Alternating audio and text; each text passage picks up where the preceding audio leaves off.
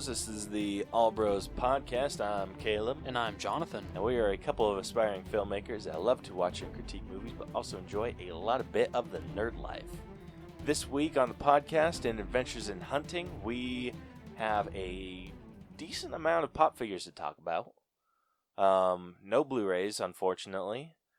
Then in this week's sneak peeks, we have a character trailer for the Avengers video game that's going to be coming out.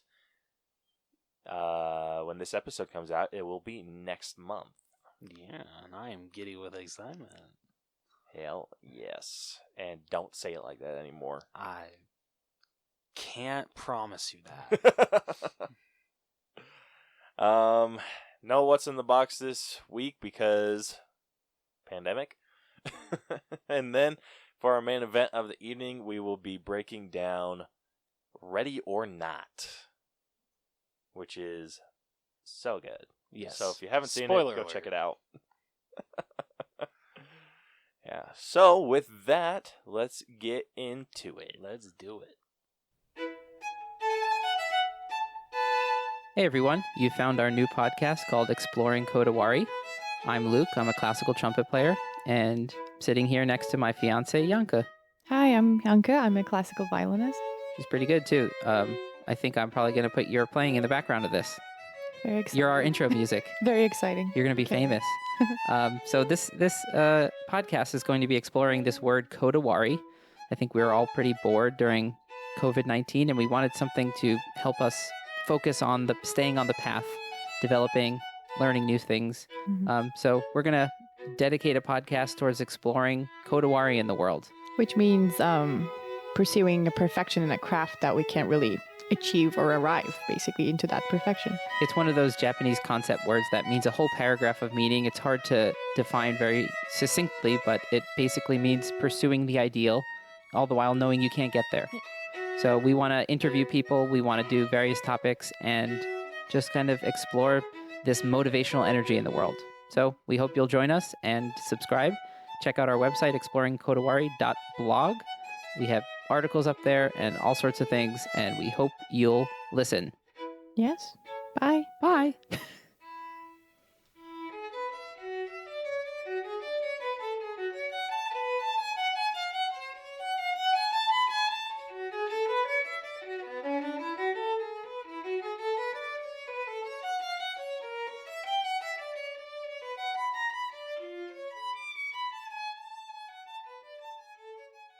Alright, first up in Adventures in Hunting with pop figures. We got a decent selection of new pop figures. The first one that I'm going to talk about is the Disney train that's going to be coming out shortly. So, this one's super cool. At least the collection of the characters. I'm still trying to find it. Yeah. Second. Sorry, guys. We suck. Oh, here it is.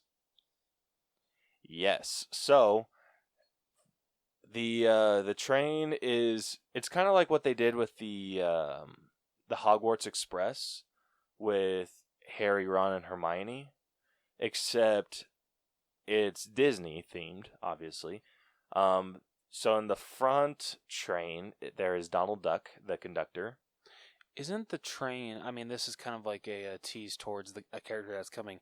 Isn't that exactly how the train looks like in Dumbo? I'm pretty sure that is, yeah. Hmm. I don't think that's exactly how he looks, but I Okay. think it's pretty close. Okay. Anyway. So, Yeah, so we get Donald the conductor. The next cart, we have Goofy. The cart after that is Mickey, followed by Pluto, and not the caboose. Then the next cart is Dumbo, and then right after that in the caboose is Minnie Mouse, and she is a Amazon exclusive. yes. And it looks like she's going to be the only exclusive. Yeah. So this one's pretty cool. I think the character selection's a little weird. Kind of is. I mean, I feel like they should have put Daisy instead of Dumbo? Yeah, Dumbo just like seems so random. Yeah, I don't know why they're doing Dumbo. I don't either. Oh well. Yeah. All these figures look really cool though. It looks very Christmassy. Oh, it does, absolutely. So I don't know if they did that on purpose or not. Yeah, that's super Christmassy. Yeah. That's like almost put it away until Christmas. Did they say when these are supposed to come out? Not that I know of. No. Okay. I know that they were just announced this week. Okay. So kind of an odd, like I said, odd selection. Looks a little Christmassy, but still kind of a really cool collection of figures. Yeah, that's very cool. Yeah. So next up, we got Alice in Wonderland. These ones are weird. Yeah, especially considering Alice looks like an OG Funko. Yeah, she definitely has that, at least the head. The head- body, not... It's the head and no eyebrows. Yeah. Why would they do that? Got me. Like, if you're not familiar with the original Funko pose, I think the eyes are bigger. I think you're right. Less facial features, so they don't have, like, eyebrows or anything. Yeah. Yeah, I'm trying to look at some... Do you have an OG Funko? Was it Thor's kind of an OG? Captain America or Daredevil. Oh yeah, yeah. So let me grab Daredevil actually, so we can. Steady hands, my lad. Yeah. So the body on these ones are thicker. Like a lot thicker. They don't have kind of the proportionate body, but I think the head is a little different too. Like, yeah, the heads seem, at least in the new ones, a little rounder as compared to like the original, where they're a little bit more square. They do, especially at the jawline. Yeah, the eyes are about the same size, but the main difference is the body, where the body is really thick. And that's kind of what they're doing with the Alice in Wonderland. The body is really thick, but it has the small, normal-sized arms and legs. That's true. Which is odd. Yeah. Because it's like the Daredevil body with the Deadpool arms. Yeah, I don't get it. Yeah, this looks like a figure that Sid made in his backyard. All right, so after Alice, we have a Mad Hatter, Target exclusive, and this is him in actually one of the teacup rides from Disneyland, I'm assuming, right? Yes. And so I'm pretty sure they did one of these for Alice as well, so that will be a nice matchup. But yeah, cool. like this one looks like a modern figure. I think it looks great. I love the Mad Hatter.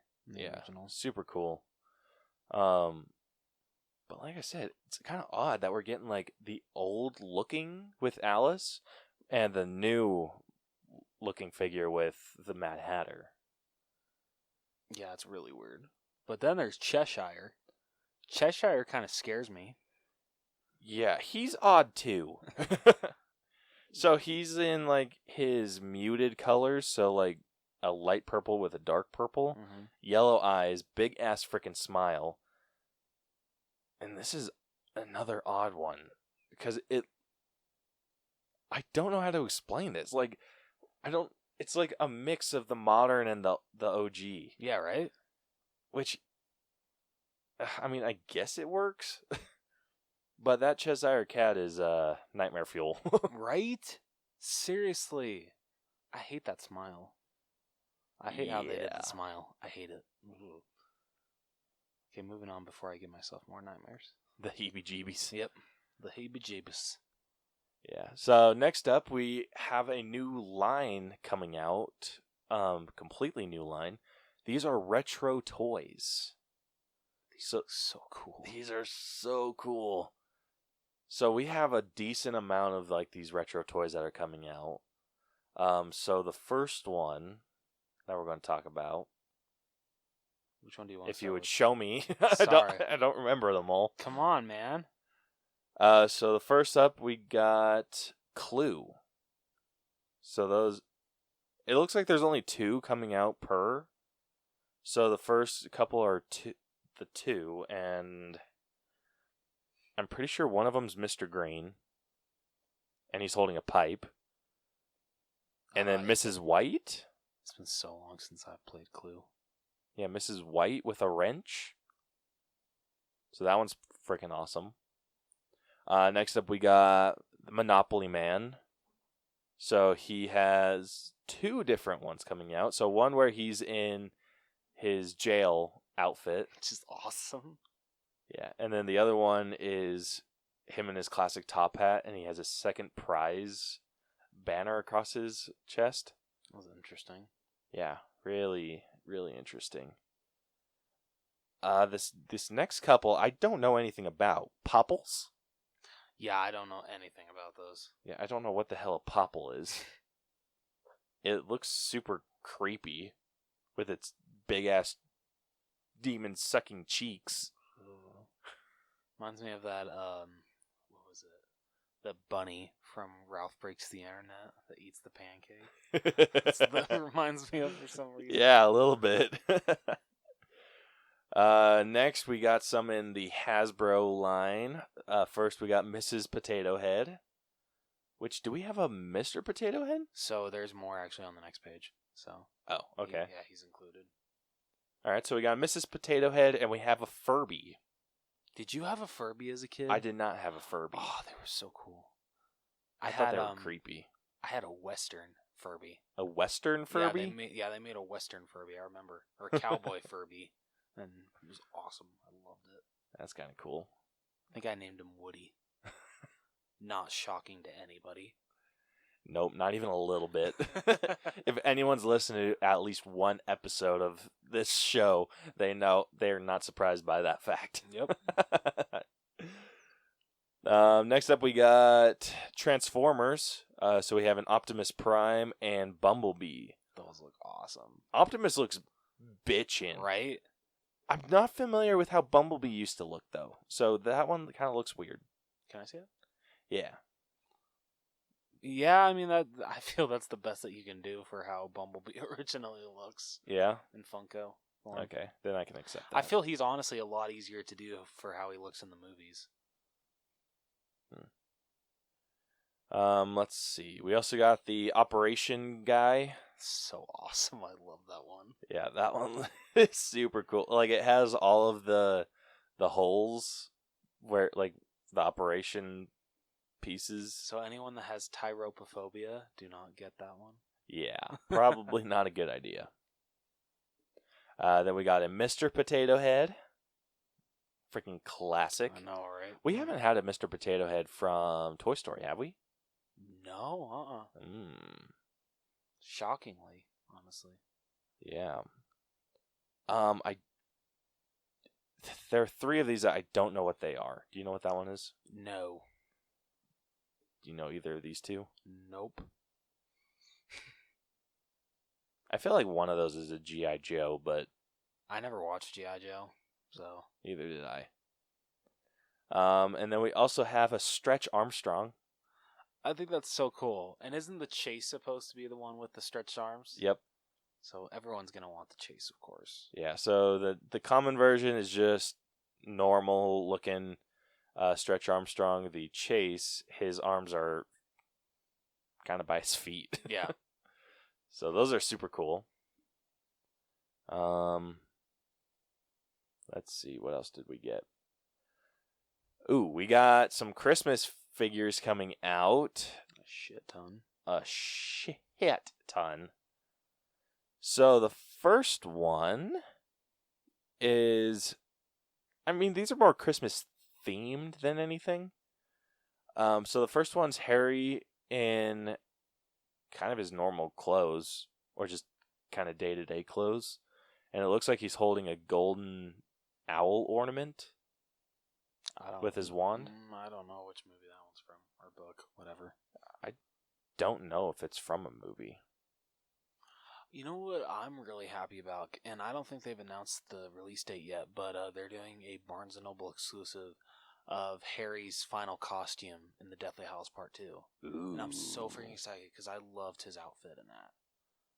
That one's I know it's kind of cool. weird to say, but like, I don't know, his like coat looked badass, and just that's like, and that'll be my first Harry Potter pop, so I am like so after that one.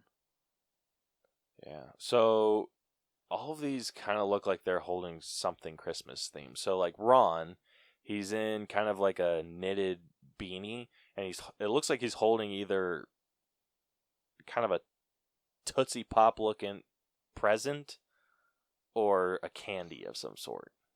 All right. Then Hermione, she's kind of in she's actually kind of in the outfit that she bushwhacked Draco in. Awesome. So like the jeans with like the pink shirt. Awesome. Yeah, with a little bit of a scarf, and she's holding a wrapped gift. Dumbledore, who looks freaking killer. That's a great Dumbledore. Yeah, he's in his classic robes. He's looking like the ghost of Christmas Future. And he's holding... It kind of looks like if someone were to wrap you a Cornish game hen in aluminum foil and then tie like ribbon around it. It's a quality gift right there. That is a quality gift. If someone gave me a Cornish game hen, we're friends for life. And then the last one is a 6-inch Hagrid holding a tree. Like a Christmas tree. Simple, but elegant. Hells yes. Moving on, we got DC Christmas.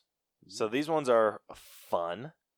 So the first one is a Santa Joker. And he has like his sack of gifts and a bomb with a bow on it. I would have loved to see I would love to see the Penguin as Krampus. I don't know why. Ooh. I would love to see that. That'd be really cool. Next up, we got Wonder Woman, kind of as our Christmas warrior. She's kind of wearing the like a Christmas robe with the hood up, and her lasso of truth is Christmas lights. And I love it. I love it too, but yeah, we got Harley up next. She's kind of dressed like an elf, like a sexy elf. But the bows in her hair are mistletoe, and then her hyena looks like Rudolph. Oh, that's awesome. Love it. Yeah, then we have Batman, who is dressed up like Scrooge with his bat slippers. That's too perfect. A blue robe, blue hat, and he's holding a candle. I mean, freaking nailed it. Yeah. Seriously, though. We got Flash dressed as Rudolph. This one's kind of basic. He has a red nose, antler, like the antler headband thing, and he's carrying a sack of gifts. Yeah, I don't know how. I just don't like this one for some reason. I feel like it's lazy. It is. It really is. Like they went all out with all these other ones, and then it's just like they put no effort into the Flash. Yeah. It's like they took the pose from like his running pose, and then like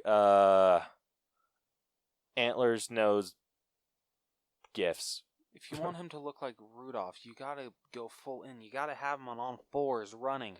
I wouldn't go that far. I would. What would I have done for the Flash? Damn, maybe he is hard. Shit. All right, Funko, you're forgiven.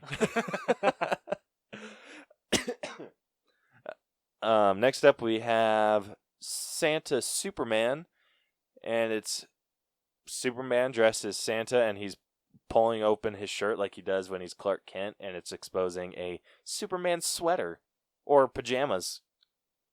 Probably pajamas. You decide. You decide. It's a create your own adventure. Yep. Yeah, so that wraps up, or actually, no, that does not wrap up DC Christmas. Next up in DC Christmas, we have three exclusives. So the first exclusive is Target, and it's Joker kind of in Jack Frost colors. So he's white with, like, blue. Okay, I dig that a lot. Yeah, it works a lot with Joker. It really does. Ooh, damn. We also got a winter Batman, which is pretty killer. He's coming to Hot Topic. That one's pretty cool. So this one, it just looks like it kind of, like, the top of his head's kind of white, and then it just gets darker as it goes down. The inside of his cape has little snowflakes and everything. It looks super cool. At least if you're going for Christmas themed. And then the last one is also a Hot Topic exclusive, and this is a penguin snowman. I want that one so bad. That's too great. It is absolutely perfect. Oh. Gosh, this one's so cool. So it's basically like Evil Frosty. Yeah, basically. Top hat, monocle, kind of a growling mouth. Have you ever seen the horror movie Jack Frost? The horror movie? Yeah, the horror movie Jack Frost? No. Where it's a killer snowman? No. Yeah, so it's kind of hard to find now. Super entertaining, but super cheesy. But super entertaining.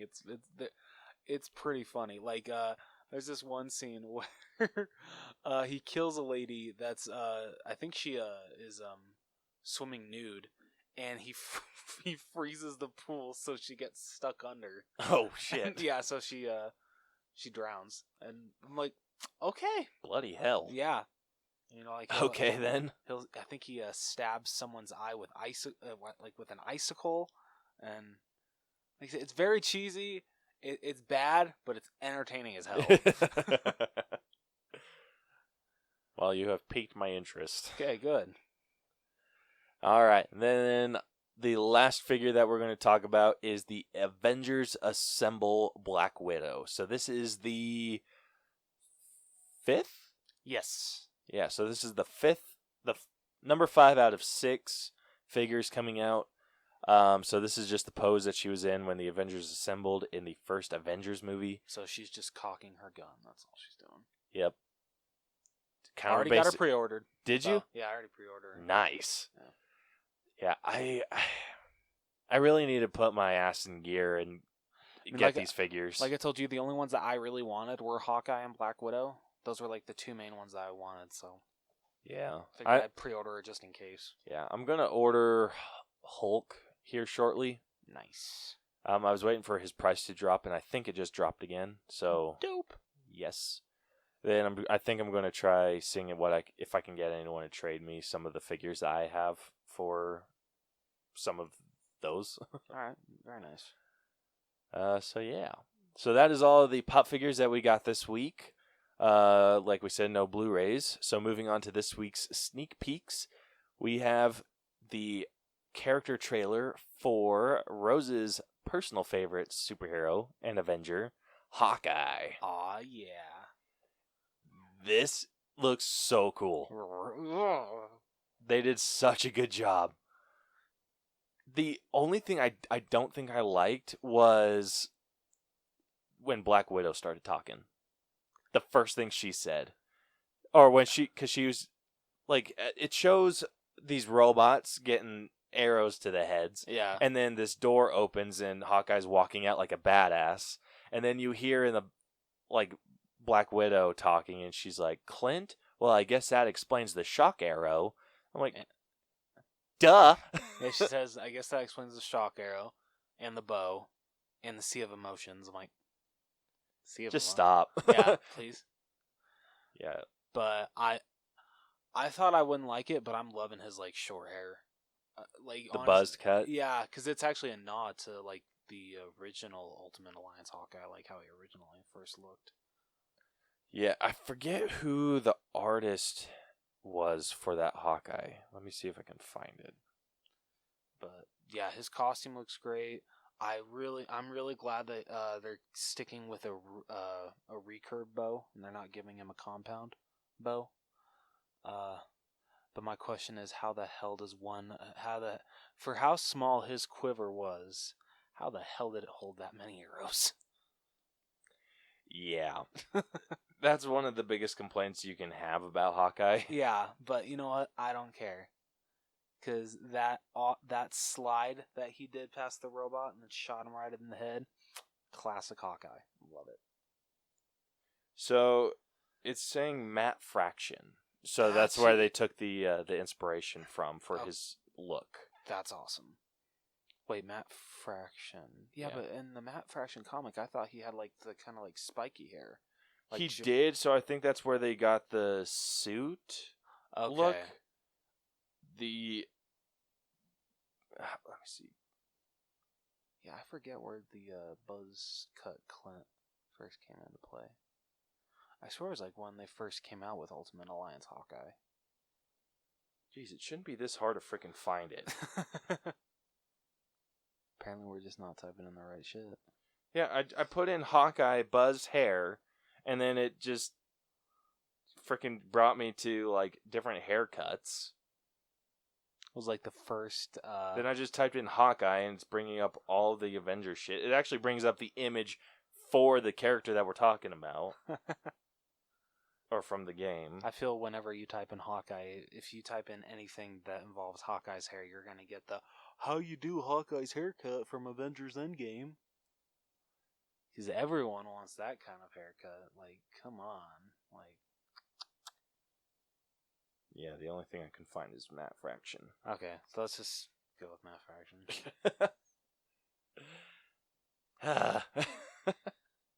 Anyway, so they kind of reveal. So Hawkeye is a playable character, so that is absolutely confirmed. Yes. He is going to have his own missions that you can play solo or co-op. Yes. Which is badass. I told Rose, I'm hoping that they make this game cross-platform playable, because I would love to play this with you, where one of us is, or where you're Hawkeye and I play as the Hulk. See, that's the thing. I don't know if they will. I know. I mean, that'd be super cool. If though. worst comes to worst, I can just come over here and we can have a bros night. Yeah. So that'd be super cool. I watched the war table that they had on it. Yeah, how was that? Really good. Okay. They showed off the beta playthrough a little bit. Yeah. Killer. Yes. Super killer. I thought it was going to be something that you can only play through like once. But they have these like a training room, so they just keep sending wave after wave of enemies, and then you just kind of practice your fighting with the heroes. Oh, I love that. Each hero has their own way of traveling fast. Okay. So Iron Man is a flyer, so he can fly around everywhere. Duh. Yeah. Same with Thor. Hulk can jump That really makes far. sense. They showed that Black Widow has kind of a grappling hook to travel, so it's kind of like web slinging a little bit. I wonder what would Hawkeye's be. Grappling Hawkeye's, arrow? I'm betting it's gonna be the same. Maybe like it's just a grappling hook or a grappling arrow. Yeah. But with Kamala, she travels by stretching her hands out and grabbing stuff. So it's kind of the same mechanics as a grappling hook. Okay. It's just her hand. Okay. So. Nice. Yeah, super cool. When does this come out? September 9th, I believe. Okay. Yes. Yeah, so the beta's already out, and I want to download it so bad, because one of the playable characters for the beta is Hulk. Yeah. If only it was Hawkeye. Yeah, well, like you said, I think he's going to be like a DLC. Yeah. I hope he's not. I hope he's part of the main game, and I hope He that they're just better be. revealing. Like, it'd be cool, like, if his was an add-on, so, like, because I know that he has his own campaign that you can play. Yeah. It'd be really cool to play the campaign and then have him come into the main campaign with the rest of the Avengers. That would be really cool. Yeah. But I know we're getting a couple other, like, Hawkeye obviously confirmed. Ant-Man's confirmed. Yes. I don't know who else is confirmed, though. Other than the people that the main characters. Yeah. So Hulk, Cap, Thor, Iron Man, Widow, and Kamala. Or Ms. Marvel. Whatever you want to say. So excited for this game. I know. Ugh. I'm actually going to try and see if I can download the beta when we're done. Fair. I don't blame you. You gotta tell me how it is. Yeah. They let you play through like 25 minutes of the game. Really? Yeah. Holy shit. Of the main campaign. Kind of get the mechanics down. Like, yes. and then like you can do like bonus stuff. Like do the war rooms where you have like just these waves of characters coming in. You can boost your characters. And the cool thing about it is if you're playing the beta, you get bonuses when the final game comes out. So you can unlock stuff in the beta that you get in the actual game. That's so awesome. Right? Oh, that makes me so happy. Yeah, that's going to be freaking sick. Anyway, so that covers everything we got for this week's sneak peeks. So let's move on to the main event of the evening. Let's do it. Time for the main event. It's main event time. Let's play a game. Alright, for this week's main event of the evening, we will be breaking down Ready or Not. This movie was absolutely fantastic. But first, we have some responses to our question of the week from some of our bros. So, for those of you that don't know, I posted a question of the week, and I asked, like Ready or Not does with hide and seek, create a murder game from a childhood game. And we got some pretty decent responses. Sounds so twisted. And some twisted. So first up, over on Instagram, we have from the Untrained Eye podcast, at Untrained iPod. He said hot potato, but it's a grenade of unknown fuse time. Oh, hell no. I'm playing that shit. I feel like there's worse ways to go. I mean, you're not wrong. Like, it's the same as Russian roulette, except you blow up. Well put. Yeah, but that's good. That is a good one. Hot potato was a fun game when I was younger and didn't know what real fun was. But That's so depressing. yeah, but like you get bored and hot potato just becomes fun. But if you're creating a murder game and making people play hot potato with a freaking grenade with an unknown amount of fuse. I think I just came up with one, disturbing one. Oh shit, now you have to say it. Okay. Hopscotch, but if you, because I forget how you're supposed to lay out. Like it can end whatever way you want. You either end with one leg or both legs, right? Yes. Okay. If you end with one leg, it gets chopped off. Oh shit. Or no, let's just make this like let's make it fair. If you end with one leg, one leg gets chopped off. If you end with both legs, both get chopped off. So there's no winning. yeah, there's no winning. You know what? Fair enough. We did say murder game. Yeah. So yeah, there's no winning. You just really hope it's just one leg.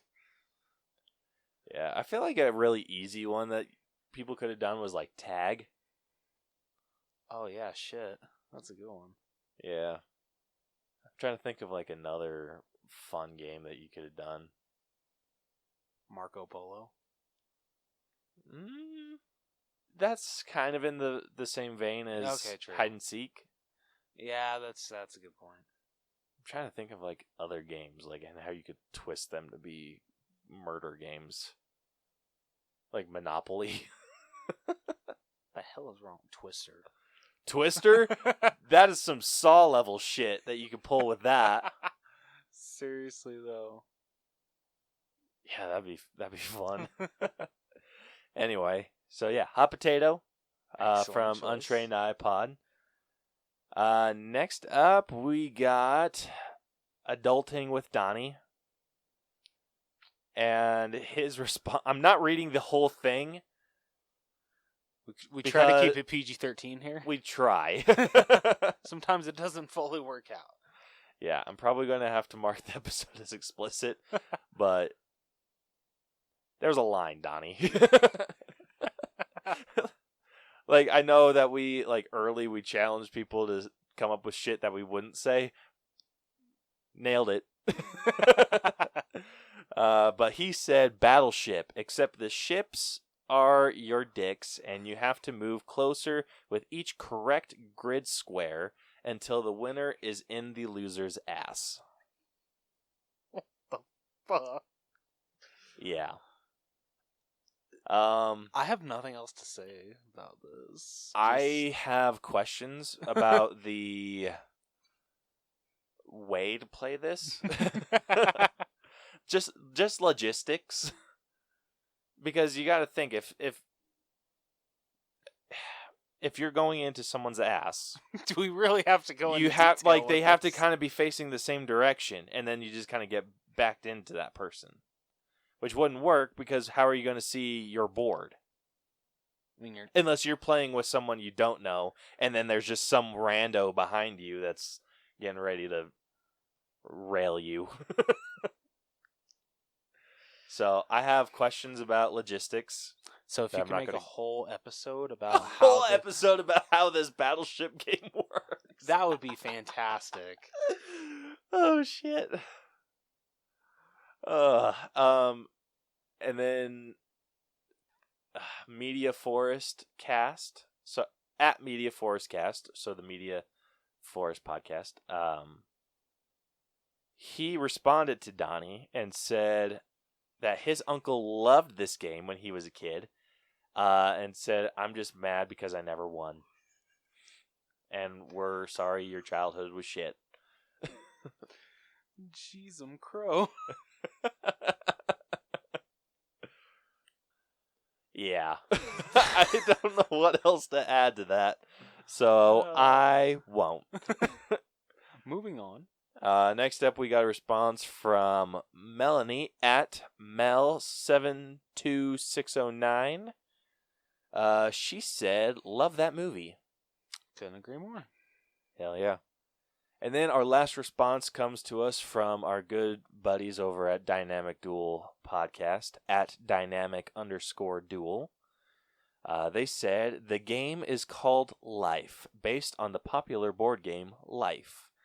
It's for one player, takes approximately 85 years to play. Basically, get an education, make money, find love, have kids, retire. No one gets out alive." I love it. It's genius. I told him it sounded like a shit game. I ain't playing this shit. Yeah, I said this sounds like a really tough game. Like flip the table level hard. Which it is. Yeah, it really is. Yeah, I think we can all agree that the game of life sucks. It really does. But we make it livable with these responses that we get to our question of the week. So, I mean, you take what you can get. Yeah. So, thank you, all of you that answered our question of the week and gave us some odd input. I feel especially Donnie, you gave us a lot to think about, so thank you for that. And have nightmares tonight. Yeah, I'm not going to sleep well either. So with that, let's get into our breakdown. Let's do it. So, if you are not familiar with our breakdown system, or you're new here, welcome. And we have split movies into 8 different categories that we individually grade to come up with our final All Bros score, which comes to a letter grade. So the categories that we grade are story, writing, acting, character development, effects, music, costumes, and then we give it our own personal grade at the end. So first off, let's get started with story. So if you have not seen this movie, spoiler alert ahead, Rose is going to read a full synopsis of the movie and spoil the entire damn thing. So if you haven't seen it, go check it out and then come back. Seriously, go check this movie out. This is one of the best horror movies I've seen in years. Yeah, it is so good. All right, so as a child, Daniel Ladomas, is that how you say their last name? Daniel... I forgot how they pronounce their last Ladomas? Ladomas? Ladomas? However the hell you I'm going to say that. Ladomas. Daniel Ladomas is confronted in his family's mansion by a wounded man named Charles, who begs him for help. Instead, Daniel alerts his family, who arrive wearing ceremonial masks and robes. Despite the pleas of his bride, Charles is shot with a spear gun and dragged away as Daniel's mother tells him that she is proud of him. 30 years later, Daniel's younger brother Alex returns home to marry Grace, a former foster child happy to join his family, who run the successful Ladomas.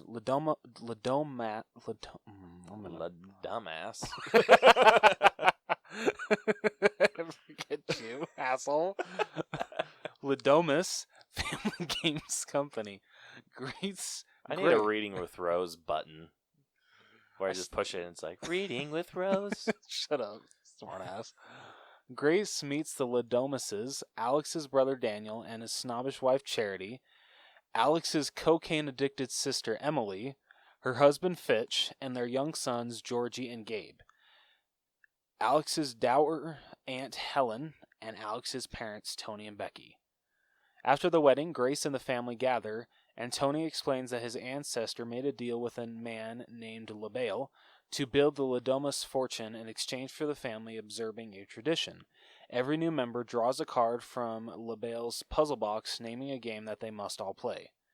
Grace draws hide and seek and is sent to hide, believing they are merely playing a game.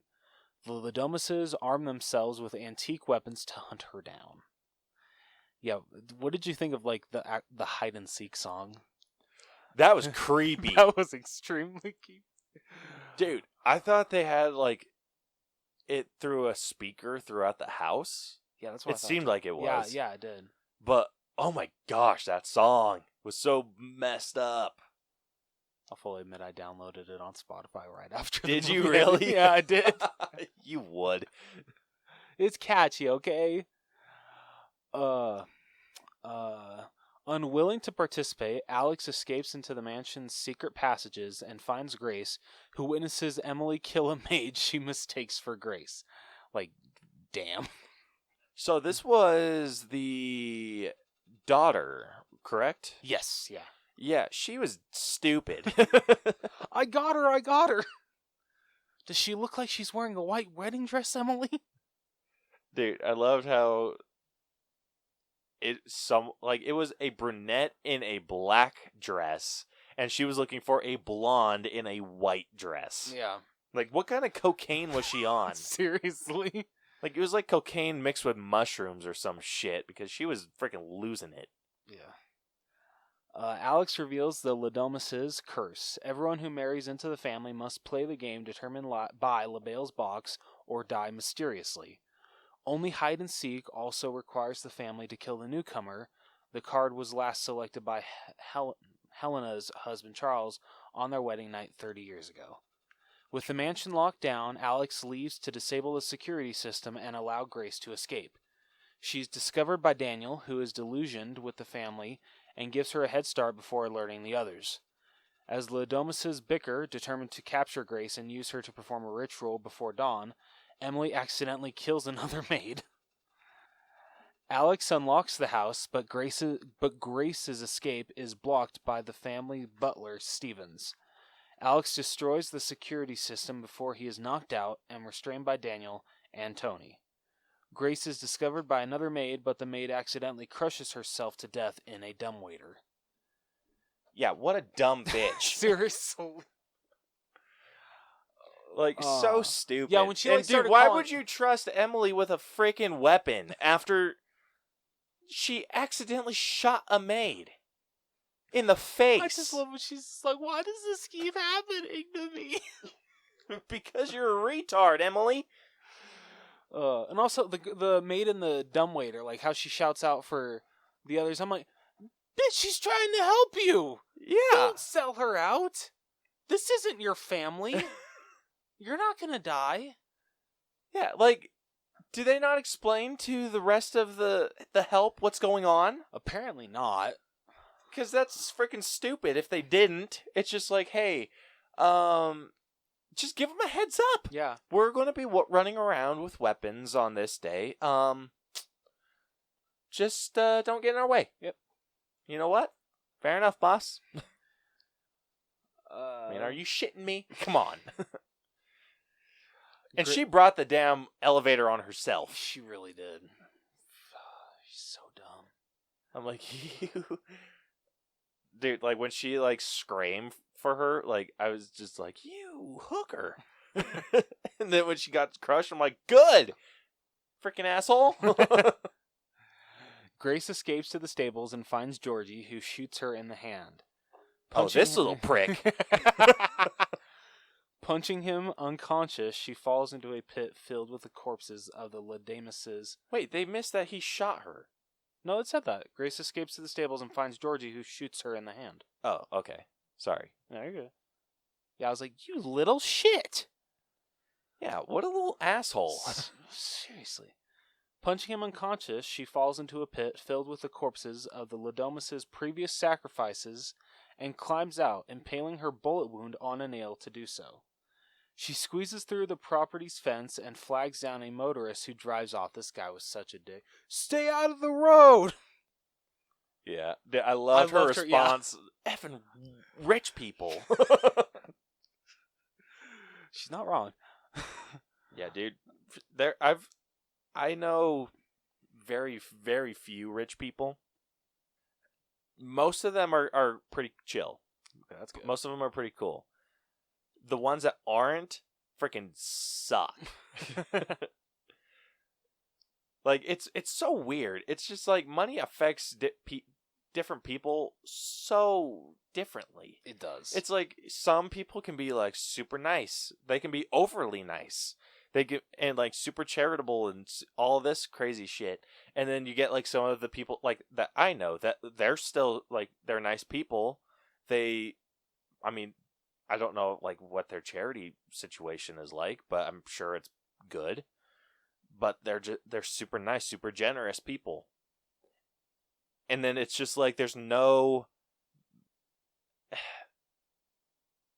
like no middle ground between that kind of person and the person that will spit on you for tracking dirt in their lawn. Caleb, I gotta ask, what up with the butter knife? I don't know. Okay. It was on my desk. All right. All right, so... Georgie, you're about to get shanked. That's what's up with the butter knife.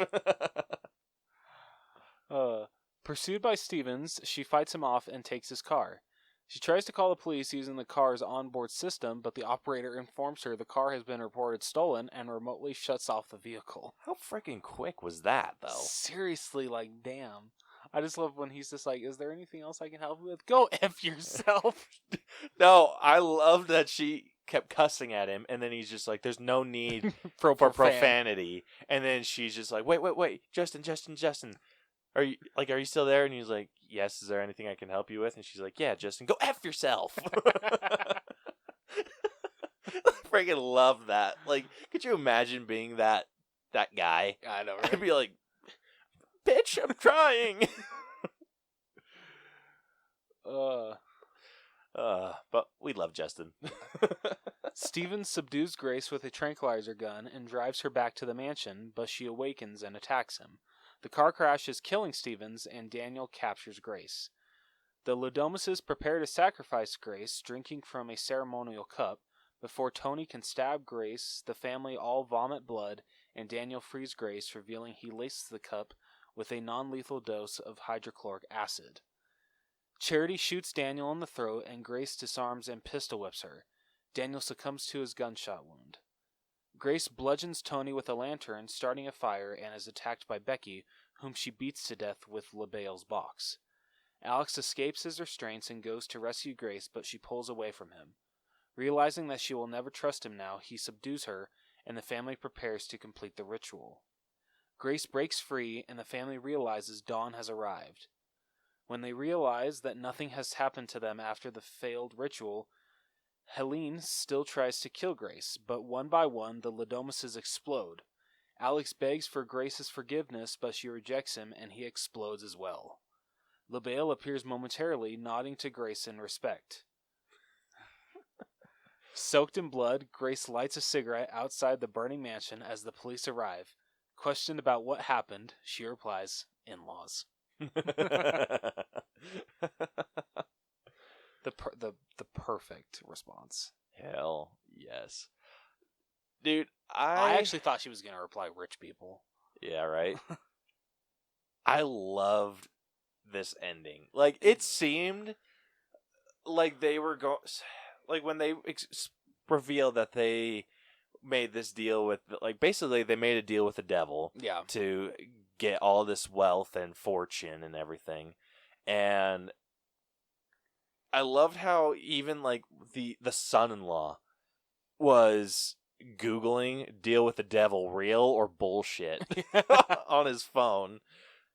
Like, I love that he was doing that.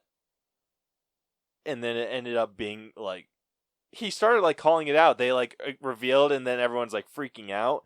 And then they look, and then they're like, oh, nothing's happening. And then he's just like, I knew it was bullshit. He's like, oh, shit, I think you were right. And then blows up. Yeah, after what's her name, Helena? Yeah, the aunt dies. Dude, she was nuts. She really was. It was that haircut. Yeah. Dude, out of everyone, I thought she was going to be the understanding one. Right? That's what I thought too. But like, because it showed, like, the beginning, it shows her husband, or the man that she's married. Yeah, her husband. Shows her husband getting killed, and she's losing her freaking mind about it. Yeah. And then it cuts to, and then she's just, like, has this bitchy look on her face throughout the entire wedding. And I was thinking, like, oh, she doesn't want to be part of this. Like, she thinks this is all bullshit now, too. Because this creature or whatever that took the life of her husband or her family took the life. Like, all this is because some stupid family tradition. Like, that's what I thought her mindset was. But she was on board with it, like, hardcore. So... Yeah, especially at the end when she's just like, the girl still must die. Yeah. No. I love how that, or how they're, like, what's his name? Basically Satan has a sense of humor. Isn't it LaBelle? Yeah, LaBelle? Yeah, I think so. Yeah, I love how he has a sense of humor. I love how he nods at Grace. At least, like, a sense of comedic timing. Yeah. Oh. Yeah, but dude, I was totally on the team with the brother-in-law when he's just like, see, I knew this was bullshit, and then they're like, oh, I guess this isn't real. And then, like, the whole family comes to accept that this isn't real, and then he's just like, what do we do with her? And I'm like, oh no! And then it, like, took the freaking most crazy turn ever. This movie did such a good job with tense moments. It did. And it also did a really good job at, like, foreshadowing things that you knew were going to happen, but you just didn't want to. Like, there was a part when, you know, when she's like underground, she's like in the walls, and she forgets which door to go through. And of course, the one that she picks through, it's when they're discussing. I was like, oh shit, dude, I said that straight up out loud. I'm like, oh shit, dude, I laughed my ass off because they're just like, they're taking this, they're pulling this maid through, like this dead maid, the one that freaking Emily shot in the eye. They're dragging her through, or to the kitchen, or trying to get her to the kitchen. Yeah. And so it's the father, Helena, and Adam Brody's character, Daniel. Daniel. Yeah, so it's them, and then they're just like, so does anyone have eyes on her? And they're like, no, we lost her. And then they're just like, what the shit do you mean you lost her? And then you hear like the door shut, and you just see her in the distance, and I'm like, I loved how incompetent this family was. Yeah, right. Which honestly, it makes sense. So if they're sacrificing sheep normally, under normal circumstances, and then sacrificing humans, and they hadn't hunted a human for 30 years. Yeah. So it would kind of make sense. So it actually makes sense for like the brother-in-law and some of the sister-in-laws to not have a good aim, because they've never done that before. Hey, especially when there's when Grace is running through the woods. And Oh my gosh! gosh. Like, gotcha, bitch! And it's like, no, you do not. Not even close. Oh my gosh, that was great. So it's Daniel's wife. Oh yeah, that's Yeah, what it was. she has the spear gun. Yeah. And she sees Grace running across the yard, and she like basically like what we think gets her in her sights. I thought shit was going to hit the fan hard. I thought so. But too. no, she's just like, gotcha, and then shoots, and it ends up in the freaking tree. Like, not even anywhere near where Grace was. I love when the mom shoots an arrow at Grace, and she's just like, you got to cut me some slack. It's been a while. Yeah, it's been 30 years. It makes sense. They probably aren't practicing with that shit. Yeah. Or the son-in-law who's Googling how to use a crossbow. No, YouTubing. Yeah. How to use a crossbow. In the bathroom. Oh my Oh, gosh, that I was too- love that. that was too There was fantastic. so many things that were... I feel like those were like realistic reactions too. Oh yeah, absolutely. Like, so the dads, after like the ceremony is over, or actually while the hide and seek song is playing, he's giving his family all these weapons, these ancient weapons that would have been used during the times of his great-great-grandfather. And so it's like muskets and these tiny little pistols and an axe, a bow and arrow, and they shut off all their security. Like, they basically give or get rid of every like modern convenience. And yeah, they get rid of every modern convenience, hunt them down with these primitive weapons. And I love how he's just handing them out to random people, and the son-in-law gets the crossbow, and he's like, what the shit am I supposed to do with this? And then he goes to the bathroom and like Googles how to freaking use it. I love that he's talking to the mother, and she's just like, I've always hated you. and then she has to put because he kind of has it pointed at her. She has to kind of like push it away. Oh my gosh. The comedic timing in this was brilliant. Did it ever look like she was actually wearing the quiver? Not really. Yeah, okay, that's what I I thought. think the quiver was like small, Okay. if I'm remembering right. No, I think you're right. It was pretty small. Yeah, but oh my gosh, that was all freaking amazing.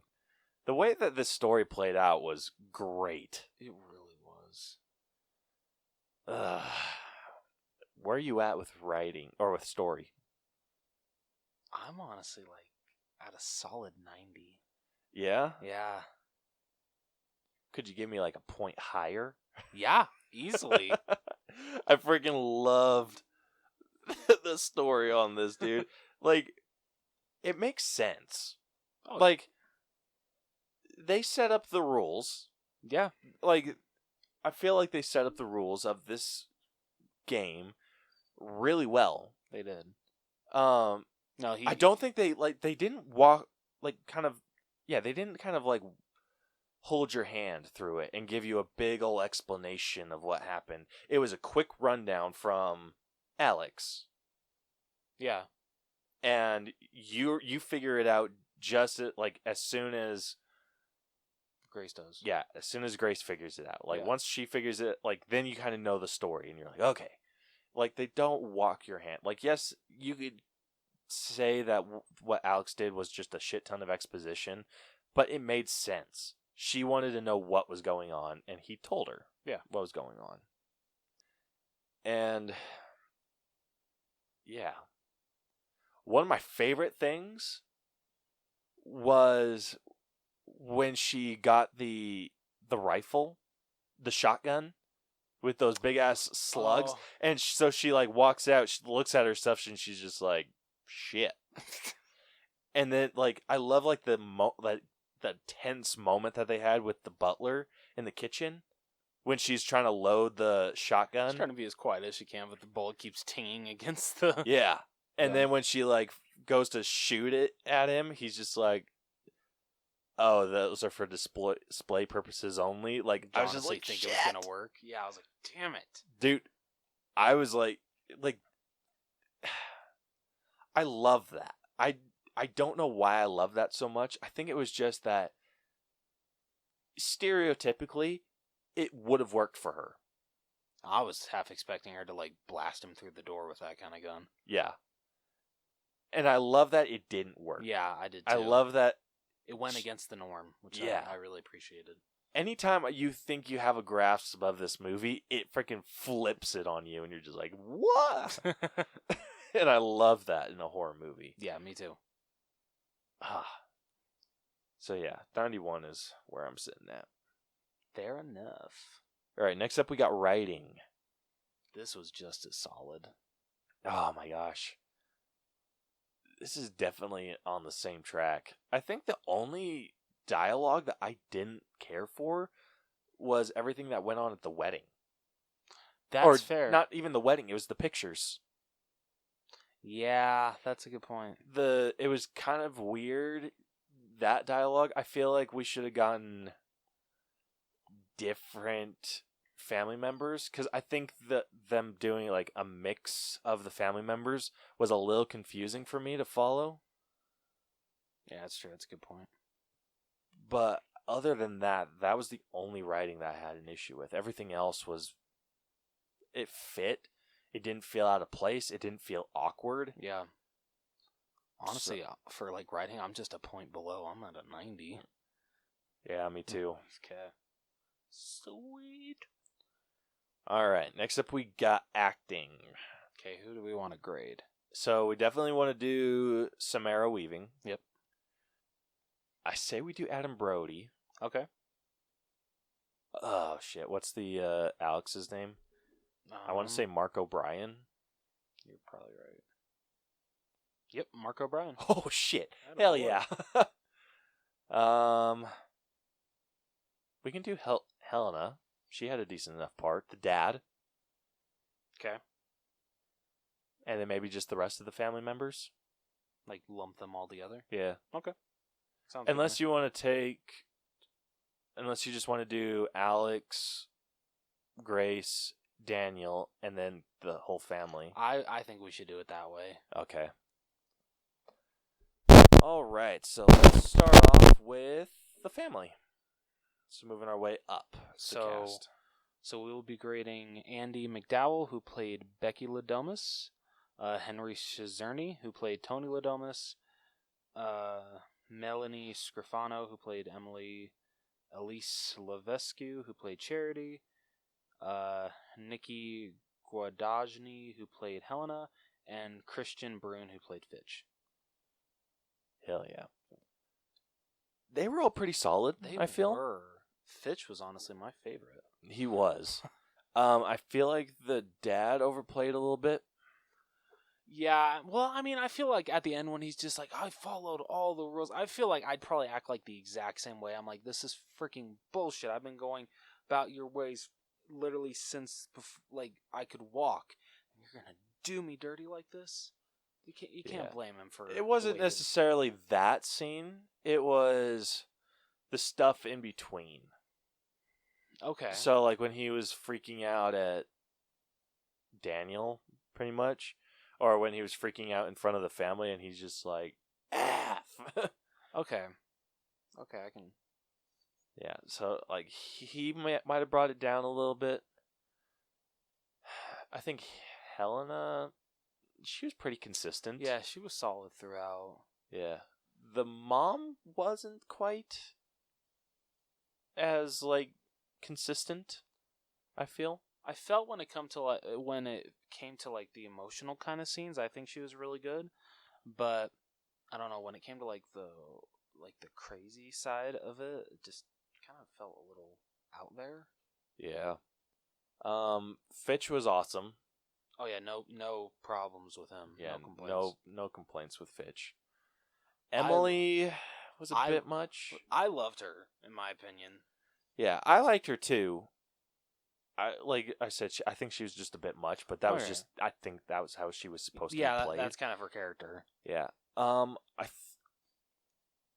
had some issues with Charity, though. Daniel's wife. No, yeah, that's fair. Yeah, I feel like there's some backstory there that we could have gotten.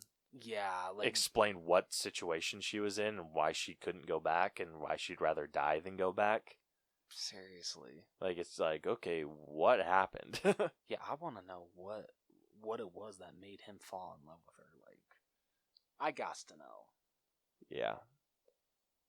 But honestly, I think they're in the upper 80s for me. Maybe like 87. I can give you 87. Yeah. Yeah? Yeah. All right. Next up, we got Daniel, played by Adam Brody. He was fantastic. I loved him. Besides Grace, he was my favorite. Absolutely. I think he was definitely higher than the rest of the family. Oh, yeah, definitely. I think he's definitely higher than Alex. Yes. He's not quite as high as Samara, though. No. Mm-mm. But I loved how shitty she was at hide and seek. Yeah. And like how he played that off. Like, cuz there's a scene where she runs and hides into this runs and hides in the study. And he comes walking through the door. And she's like hiding up against the wall right next to the door. And so he comes in, looks over, and they make direct eye contact. And her eyes just get like huge. And just the way he plays off, he's just like, yeah, I'm not going to. Like, I love that. Like, I feel like Adam Brody's an underrated actor. He really is. He is so good. I think he gets shit for being in Gossip Girl. I think that's what he was in. I've never seen Gossip Girl, so... Brielle watched a couple episodes, and he's annoying. Really? Yeah. But from what I've seen, like, other movies that I've seen him in, he is so good. He is so good.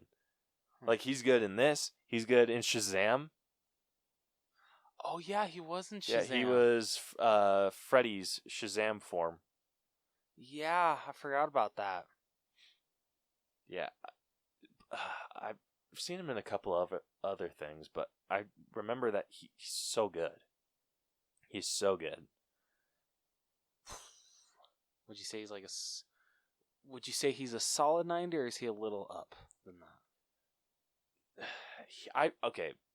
This might be a spoiler.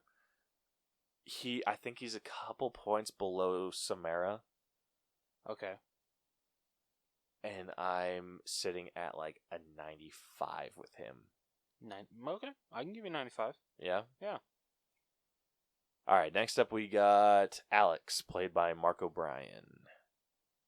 He was okay. I liked him. I mean, I don't know about you, but I did not. I mean, I guess in a way I kind of expected him to, after she said, "Oh, I can never trust you again," and he's just like, "You're never gonna," like. He should have earned her trust. Yeah. Like, I feel like that's something that he should have done. It's just like, listen, if it's not, I'm never going to trust you again, give me a reason to trust you, fool. Yeah, right? It's just like, oh, like, I feel like his outlook was just like, oh, she's never going to trust me again. All hope is lost. I guess I'll just kill her. Like, I feel like that was his view on the whole thing. Yeah, that was dumb.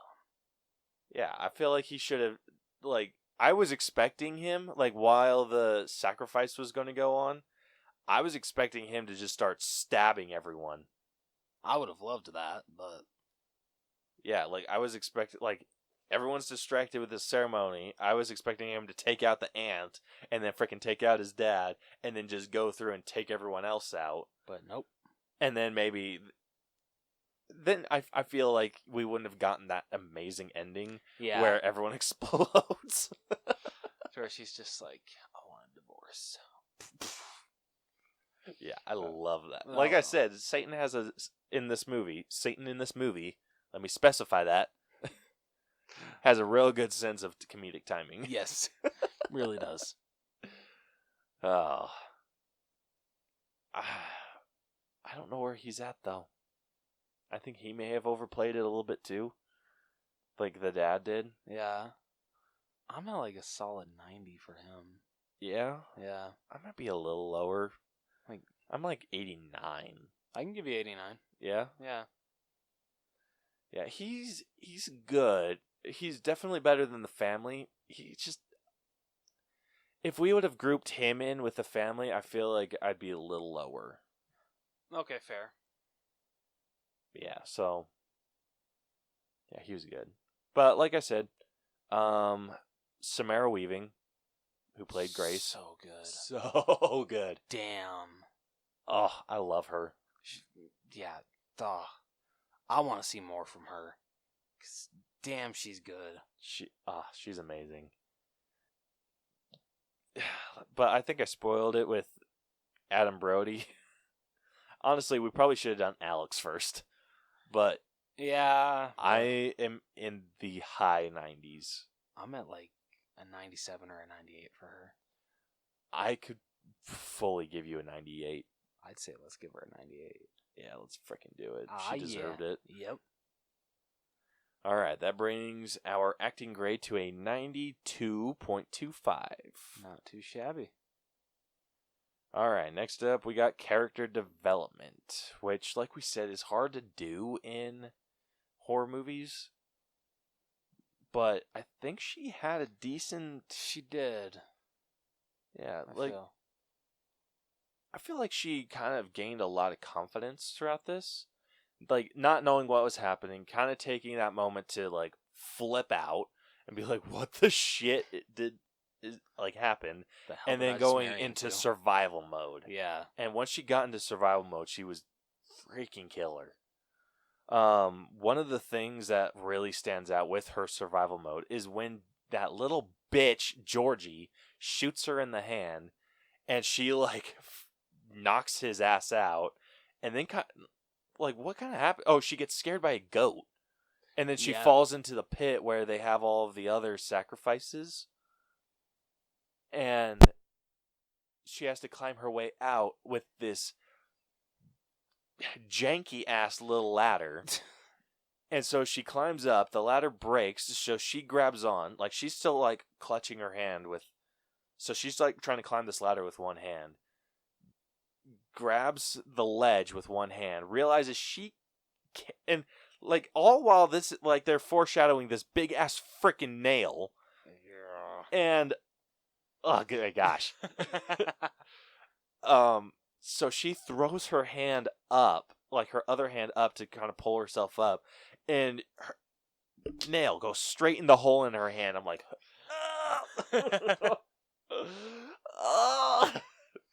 We knew it was coming, but it still got us. Dude, I was not 100% certain that she was going... I knew that her the hole in her hand was going on that nail. I did not think that she was going to make it through or make it up. Oh, I didn't either. And I thought they were going to do something that like haunts my mind with horror movies that I'm always afraid they're going to do. I was afraid that they were going to. I saw this in one horror movie. I forget which one it was, but the scene is seared in my brain where someone gets their hand nailed to a table or something, and then they like yank it off in the scene, and so it's like. Oh, so it's like split, like down. Yep, don't talk about it. Oh my gosh. Caleb is about to throw up live on Bob. Yeah. So that happens. So that's what I was expecting to happen to her. And now my hand has bad feelings in it. Oh my Dude, goodness. I don't know why, but that thought is so much worse than getting your hand nailed or blown, like having a hole blown through it. So much worse. And yeah, like just. Okay, let's talk about something else. Yeah. Okay. Anyway, that's just like I said. That was something that I feel highlighted her survival mode. But all in all, kind of an average arc for a horror movie. Yeah, fair. But really good. Yeah. Which is tough. Because, like, I don't want to dock it too hard because the lack of character development isn't the genre's fault. Okay, that's a good point. It's just kind of what happens. Yeah, that's a good point. So, I'm in the mid to upper 80s with this. What are you thinking? I don't know, I'm between like an 83 and an 85. Want to go 84? Yeah, I can do that. Cool. Alright, next up we got effects. Which for this movie were killer. Yeah, they were really good. Yeah, there wasn't anything that like stood out like as bad. No, even the explosions looked good. Everything looked good. Yeah. Yeah, like the maid getting shot in the freaking mouth with the crossbow looked amazing. Anytime someone was choking on blood, that looked so good. It did. And I feel like this could have been all practical. I'm pretty sure it was. I would not be surprised if it was. Because honestly, I feel like even... Yeah, like the mother getting her head bashed in with the box, that looked like it could have just been makeup. Yeah, I'm pretty sure it was. Honestly, the only thing I can think of that would have been even kind of CGI was the arrow through the maid. Yeah. But I think you could have easily pulled that off. Just have a freaking arrow in her mouth. Like, have her hold an arrow. Yeah. Yeah, even her, like, prosthetic severed head looked really good when they were throwing it into the pit. Yeah. Like, all of that looked super solid. Yeah. Shit. 90? Did you have any, like, issues? No. Anything that you can think of? Not really. Is this 100? Yeah. I can Practical effects freaking kick ass. Yeah, that's true. Yeah, I can give it 100. Yeah, I'm willing to do that just because it was damn near flawless. Yeah, it really was. All right, next up we got music. For that hide and seek alone song, that hide and seek song alone, I'm super high on this. How high are you talking? Like, I'm at a 9. A 9? Yeah. Ugh. I can be talked down to an 8. I'm at an 8. Okay. I'm at a very solid 8. I can give you an 8. Yeah, the hide and seek song was amazing. The use of silences were incredible. And I think that when they did have music, it was really good at building the tension, but it also wasn't like a super memorable score. Okay, good point. But yeah, what frickin' brought the house down is the damn hide and seek song. All right, next up we got costumes. Super solid, I feel. Yeah.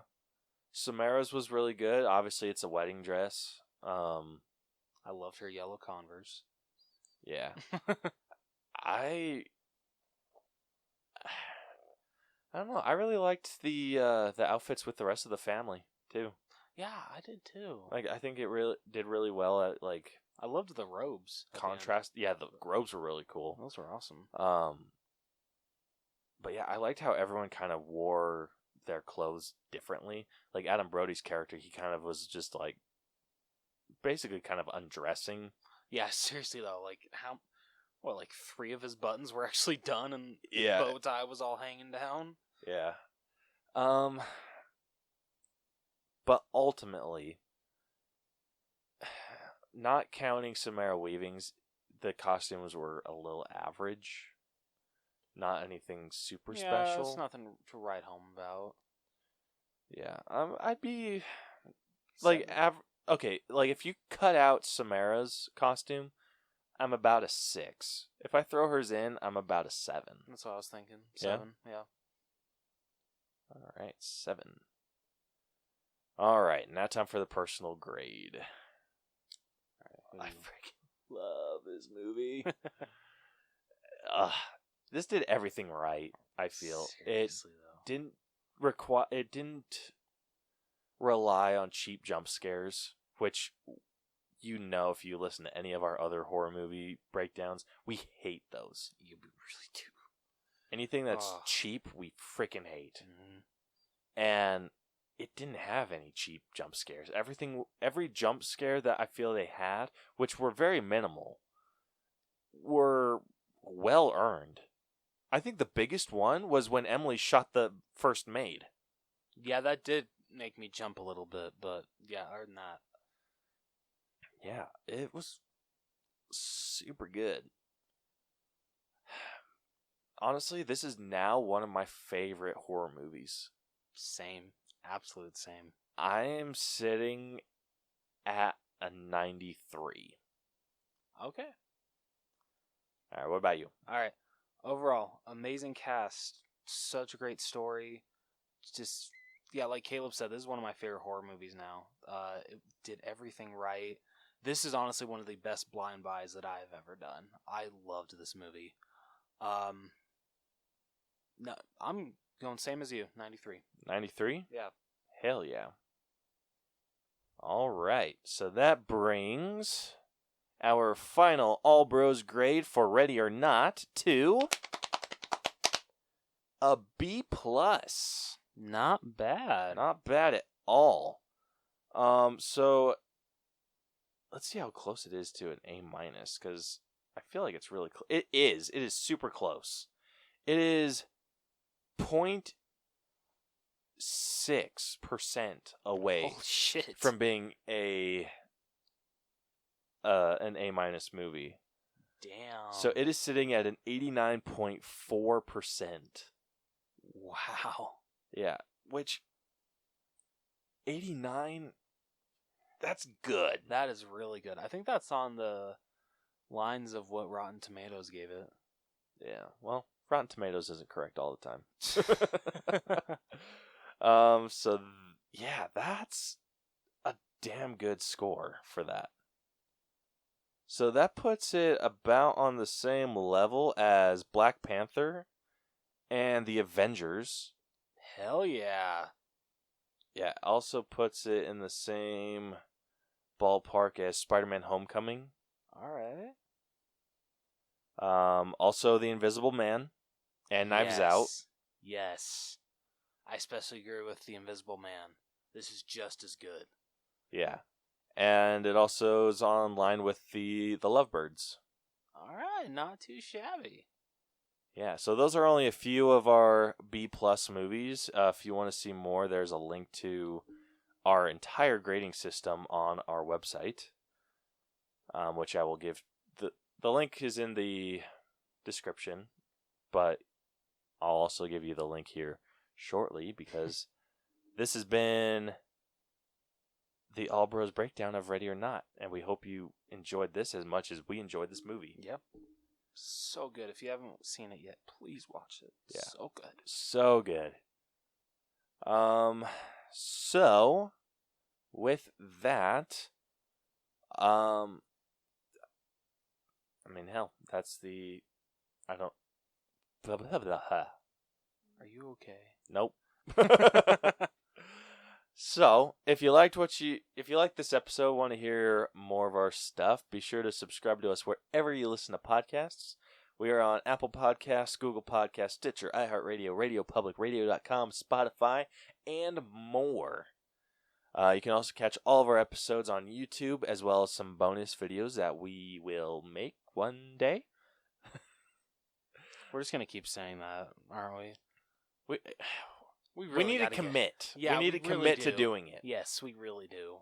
Yeah, we'll talk about it Yes. after we're done. Yeah. If you want to follow us on social media, that is the best place to hit us up with episode ideas, answering our question of the week, or if you want to join us, that is the best way to do it. Just hit us up on any of our social media. Facebook at facebook.com/theallbros. Twitter and Instagram, our handle is @theallbros. Yeah, we would love to have anyone on. Anyone that loves the movie that we're talking about. Yep. Yeah, you can also email us at theallbroschannel@gmail.com, or go check out our website, which is somewhere you can find all of our episodes, links to our YouTube channel, links to our social media. You can even find, like I said, the list of all of our breakdown scores. Should be up on that site, so go check it out. See if you agree with our ratings. If not, oh well. Dude, I always very blunt. Yeah, I know. Like, whenever I talk like that, or whenever I like talk and say "if not," and then I'm just like, "Oh wait, we aren't changing it either way." So I need to stop throwing in that or if not. But yeah, you can also find a link on our website to our merch store, which is on TeePublic at teepublic.com/user/the Bros channel, where you can find t-shirts for most of our episode art. Haven't had an episode art that would work for a hot minute, and it's just because we've had some funky movies that are hard to come up with artwork for. Hopefully I come up with something. Got this. Yeah, hopefully I can come up with something that is going to turn into a shirt, which you should be able to find the day after this is released. Hopefully. We'll see. But yeah. So, next week, we will be breaking down one of two movies. You want to do Fantasy Island or The Hunt? Want to do Fantasy Island?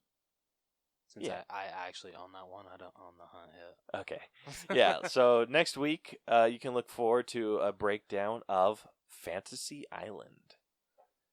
And this is going to be an interesting one. I feel like this movie's kind of a... I've heard this movie sucks. Does it? Yeah, I've heard it did not get that good a reviews. But we'll see. Hey, you never know. We might actually like it. You never know. Fair enough. Fair enough.